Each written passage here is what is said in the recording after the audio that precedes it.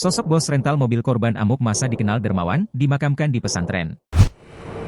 Almarhum Burhanis, 52, pengusaha rental mobil korban amuk massa di Desa Sumbersoko, Kecamatan Sukolilo, Pati, Jawa Tengah, Kamis lalu, 6 Juni 2024, dikenal pribadi yang dermawan dan gemar membantu keluarga yang kesusahan. Kesaksian tersebut disampaikan Haryanto, adik ipar Burhanis.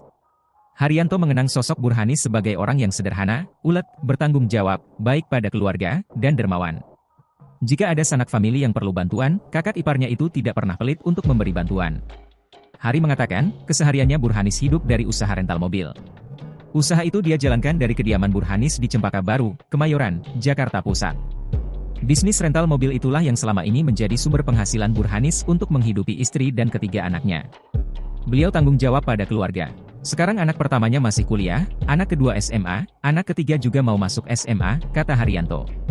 Burhanis sebenarnya memiliki 5 anak. 1 anaknya meninggal dunia. Sebetulnya anaknya 4, tapi 1 sudah meninggal. Sekarang anak-anaknya kehilangan sosok ayah penopang keluarga, ucap Haryanto menuturkan iparnya tersebut sambil terisak kepada Tribun Muria. Burhanis menjadi korban fitnah sindikat penggelapan mobil di Sumbersuko, Kecamatan Sukolilo, Pati, Jawa Tengah, Kamis, 6 Juni 2024 lalu. Dia bersama 3 anak buahnya hendak mengambil mobil Daihatsu Siga warna putih karena setelah disewa konsumennya diketahui sudah seminggu tidak dipulangkan.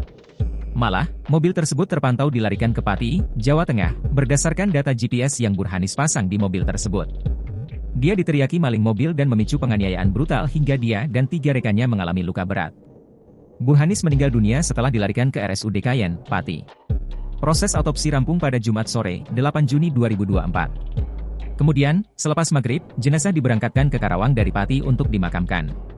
Mereka tiba di Karawang Sabtu, 8 Juni 2024, dini hari sekitar pukul 1.30, jasad langsung dikebumikan setengah jam kemudian.